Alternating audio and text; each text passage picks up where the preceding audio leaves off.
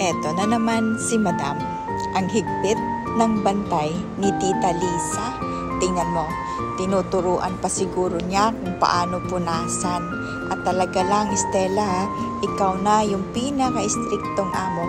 O, baka naman yung isda yung iniisip mo, paano kunin yan?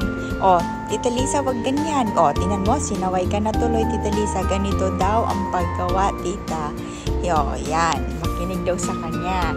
Kasi dapat daw may pattern yan, tita, kung paano linisin ang aquarium.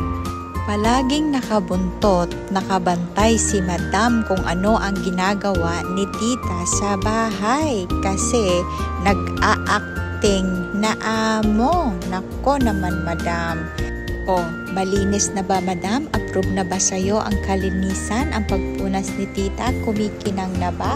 Pwede na ba, Madam, ha? Ay, nako. Ikaw na talaga, Madam. Ikaw na ang pinaka-Madam sa lahat.